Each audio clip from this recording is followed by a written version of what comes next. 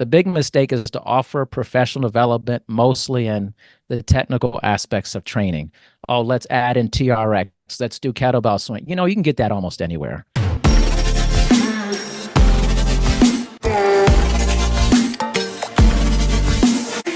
All right. I am here with Dr. Darian Parker. I asked him, he said that I could call him Darian, so it makes it a little easier on me. But Darian, thanks for hopping on, man. Yeah, happy to be here, Joe. I really appreciate you giving me some of your time. Yeah, absolutely, man. Likewise.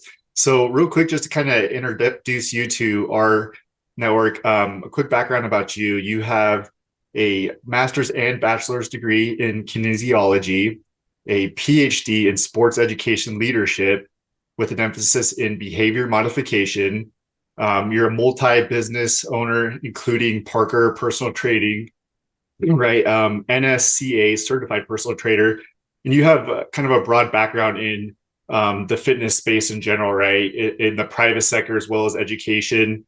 I know you were a general manager of a fitness club as well as a national director of fitness for a management company. And then, congrats, you won the 2023 IDEA World Personal Trainer of the Year last year, right? I Amazing, did. I man. did. Yeah. That's awesome. Well, again, thank you, and let me know if I missed anything. But just wanted to jump in. I know you're short on time today, so again, thank you for getting on. But why don't you just give us a quick rundown of what got you started in fitness and kind of the path that you took leading up to today? Yeah. I mean, I think I was very fortunate. I grew up with parents who are very much into physical activity and exercise. So I saw the example of my parents playing sports. I grew up in a military family. Lots of military bases. Athletics is really important. It's a way for soldiers to do something else with their time and be competitive. So I was just always around that.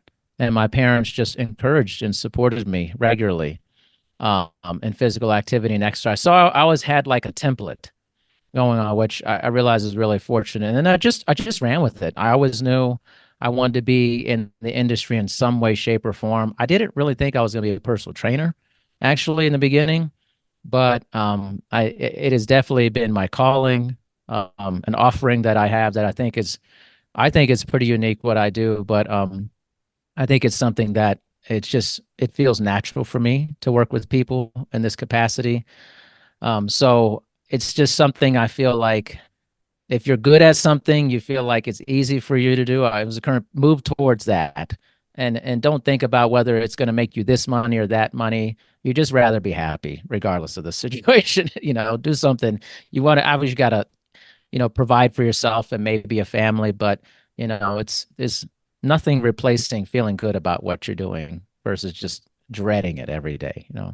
Right. So just following your passion, right? That's Yeah. cool, man. I didn't know about your military family background, so I'm guessing that you got to see a lot of the country, maybe world, and travel a Yes. lot, different experiences for good or bad. But it's definitely we had a conversation a few weeks ago, kind of an introduction where when I got the chance to meet you, and I really got to hear your passion about not only fitness but the way that you do the strategy that you have behind personal training and your approach to it. What are a few things, you could limit it to three? I'm sure there's a huge list, or if there's one or two things that you would say that set you apart the most, or that you found what you do gives you the most success when it comes to personal training? I think probably a couple of things. I think one of the biggest things is understanding human behavior. I think a lot of people get into personal training and exercise, health coaches, and all that because of the physical nature of it. I always got it. I always thought about being in it for the psychological aspect of it. That I just thought the training part was the easy part, and that was the price of admission. But how do I get people to stay with me over a long period of time and provide a good quality service? So I really dove really deeply into the psychological aspect of the human condition. Why don't people want to do this? Why do we have such an issue getting people to move, be physically active regularly? And a lot of it is just behavioral science. People have a hard time overcoming the inertia of life. It's much easier. The default option is always what people will choose. If something is considered hard or a lot of effort, It's very difficult to move people off that inertia. We lean towards inertia. So in order to have somebody do something that is counterintuitive to them, which exercise is for most people, is you have to, my goal is always to eliminate the friction points to make it easy for them to want to do it. So I think my understanding of that, like nudging psychology, understanding shaping, chunking behaviors, is a unique thing for me. I also think my educational background with behavior modification and counseling also gives me an edge because I understand how to make the session feel not only like a training session, but also a way to talk about your issues and your problems while also maintaining the intensity of the training, which I think is a lot of trainers struggle with. They either like really good at talking with people and then the training falls apart, or they're very tightly wound into the training part and they're not great with the communication and the psychological practices that go along with that. So I combine both. So in many ways, it's kind of a guided exercise experience with a version of talk therapy. Getting on calls with gyms and joking around, light mood. A lot of them kind of not necessarily complain, but will mention that they're part-time trainer, part-time psychologist, right? Where they're Mm-hmm. hearing people's problems and going through all of their personal issues. But at the end of the day, I mean, it's a premium service, right? It's Yes. one-on-one. They're paying top dollar, and also so they want to get the results, but also it's that relationship that you have with them, right? Yeah. That's part of it, and it should be looked at as a good thing, right? The more you know them, the more that you can help them overcome the friction points that you mentioned, but then Yeah. also just build that relationship to where you shouldn't, as long as you're touching on both sides, the personal, the psychological, as well as the physical aspects. If you're hitting on all of those, then you should have a client for life, right? Or for many Yep. years until they either have to move or financial reasons, whatever, right? But that's cool, man. What advice would you give gym owners who are either looking to build their personal training side of their business or even just get started? I know it's a very broad question, but again, our audience being mainly gym owners, like what advice would you give them? This is an area I feel like I have a lot of experience in as well, besides like you listed things I've done. But for a good 10, 11 years, I was the GM of a private fitness club. So I've hired hundreds of trainers throughout the years, whether it was at my own club or assisting other directors in hiring trainers. And we used to audit clubs and about this. We would talk to gym owners and other directors. Number one thing is hire more trainers. Number one, I think the commercial clubs, I think they understand this, but unfortunately, it's kind of a churn and burn situation there, which is not great. But in general, hire more trainers is really important. The simple, do the basics first. You have to have enough different versions of trainers at your club to satisfy the membership there. Yeah. You need to have a lot of trainers because everybody likes different types of people to work Right. with for that. So you need to have a diversity of different types of trainers and all aspects of things. The other thing is to mentor your trainers. Do not allow them to just start up with you and then they're off on their own. And this isn't like mentoring like the sales funnel mentoring. In many ways, the goal is to stop selling and start socializing. This is a colleague of mine. We talked about this yesterday. It's like the selling part will come if you're great at socializing and you're great at developing the skill of connecting with people, interpersonal relationships. Like when I used to run a club, I used to teach philosophy courses to my trainers. And I would talk about how to have a conversation, how to argue appropriately, how to ask certain questions with clients to make it about them. There's a lot of trainers, the mistake is they make it about them during the session and talk about their lives and the whole thing.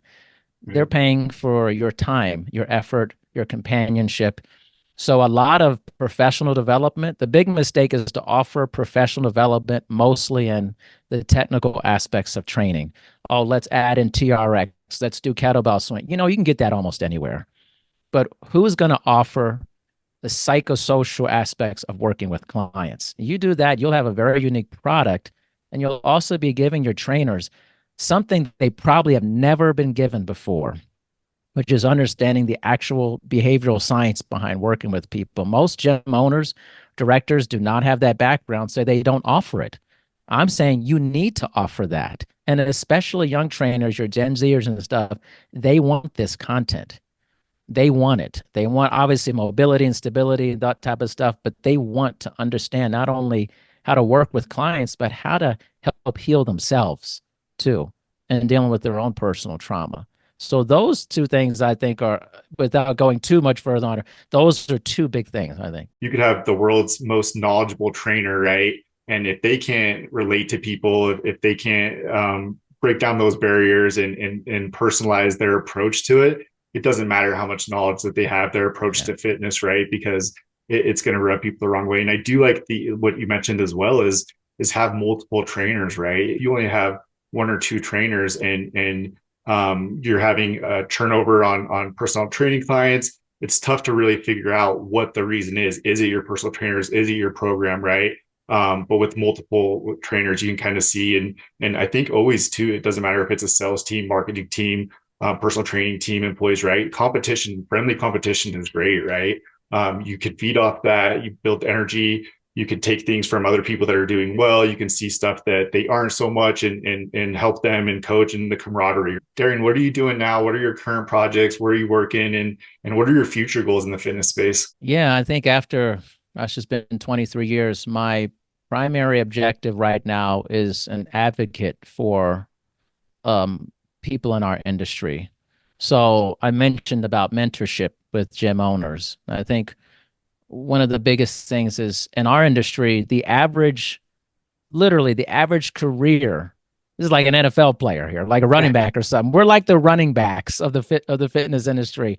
Our average career is 6 months as personal trainer, the average, the national average. That means someone's getting into the profession, they're excited, they're ready to go, and then they realize this is, no one really helped me figure out what this actually is and how to have long-term stability. So one of my big projects, hopefully over time here, is to create a formalized mentorship program for our industry so that we can give back and say, hey, you just joined the industry, let me be here for you.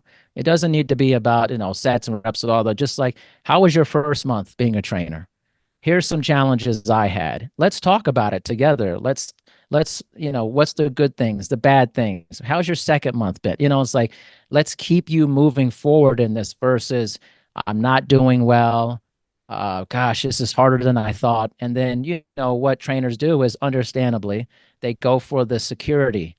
They go to a job that they know they're going to get a paycheck every 2 weeks, health insurance, the whole thing. So I want to help us extend that 6 month lifespan to as long as possible by helping my colleagues. So partially I'm doing that teaching at 3 different colleges as well to get on the ground level with students to see where their mindset is at. I can't talk about this and not be involved in it on the ground level. So that is a big part of it. Obviously, I'm still training quite a bit, speaking at different conferences about things that are not about different training techniques. There's plenty of other people who will cover that. Plenty. And I know that's popular and understanding how to do deadlifts and all this. It's great. Do that. But I just think that you can get that almost anywhere.